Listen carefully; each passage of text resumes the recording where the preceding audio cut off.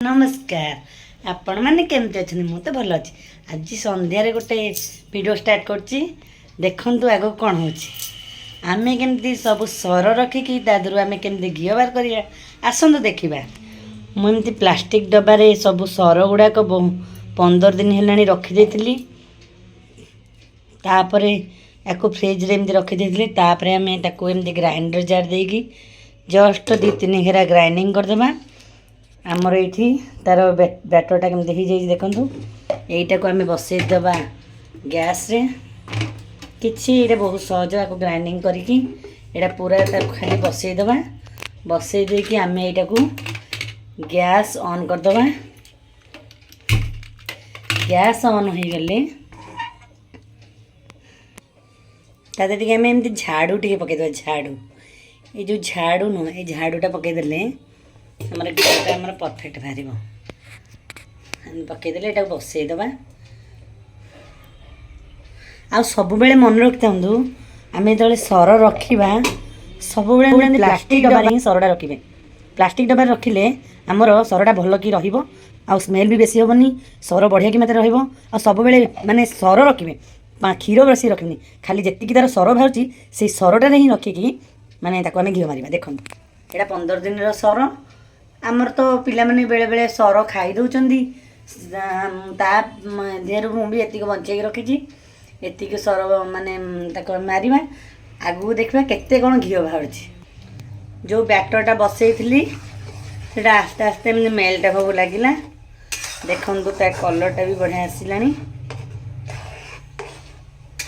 देखु आप गोलीदेवे आदि परिश्रम बेसी किसी ना खाली एमती गोलीदेवे आस्ते आस्ते आस्ते आस्ते गोली देवे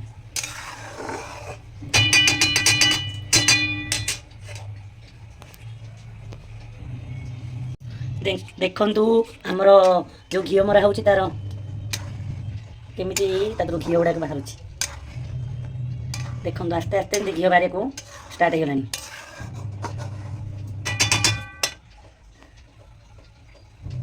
सब बेले यहाँ बेसी हाई फ्लेम देवेनि कि बेसी लो रे भी देवेनि मीडियम फ्लेम देख बसइबे देखो तार टेक्सचरटा केमती हेलानी आस्ते आस्ते ये घी बाहर स्टार्ट हेलानी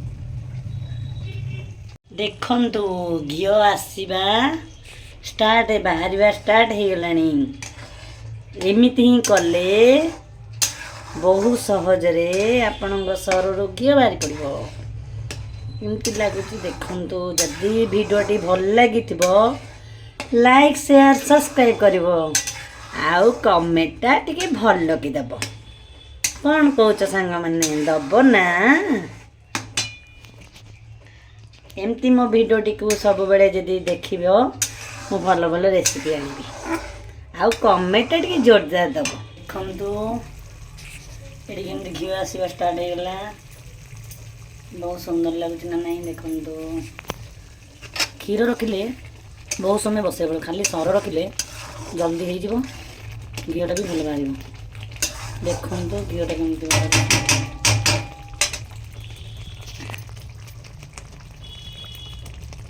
देखुन तो केमती घीटा बाहर आस्ते आस्ते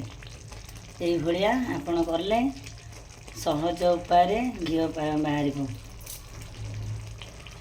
आईटा आमर भेजाल नुह यहाँ पूरा प्योर ओरिजिनल घीटा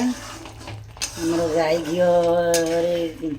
सरटा माने सर रखी रखी मुझे बाहर कर ओरिजिनल घी आज भेजाल किसी नहीं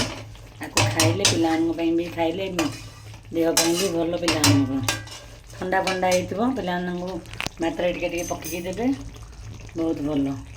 खन तो ये घी आसवा पूरा स्टार्ट हो गलानी जिते सिम रे करेंगे घीटा पूरा आस्ते आस्ते आसवा स्टार्ट हो गलानी देखंतु एमिति प्रोसेस रे बनइले आमर बढ़िया मात्रा घी बाहर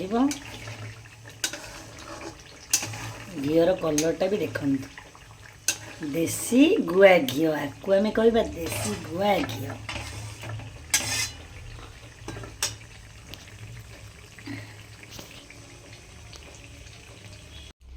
देखंतु आमर से एतिक घी बाहरला ये कोरू बाहरला कोरूटा तो खाई हेनी कारण 15 ଦିନ ପରେ ସରଟା ରହିଲାଣି ଟିକେ ସ୍ମେଲ୍ ହେବ। ପୁରଟା ଏତେ ଖାଇବନି, କିନ୍ତୁ ଘିଅଟା ଦେଖନ୍ତୁ କେତେ ସୁନ୍ଦର ଘିଅଟା ବାହାରିଛି। ଏମିତି ଯେମିତି ଯେଉଁ ଉପାୟରେ କହିଲି ସେଇ ଉପାୟରେ କହିଲେ ଏମିତି ଘିଅ ଆପଣ ପରଫେକ୍ଟ ପାଇପାରିବେ। ଦେଖନ୍ତୁ ଘିଅର କେମିତି କେତେ ସୁନ୍ଦର ମାତ୍ରାରେ ଘିଅ ବାହାରିଛି, ଆଉ ଏଇ କୋରୁଅଟା ବି ବାହାରିଛି।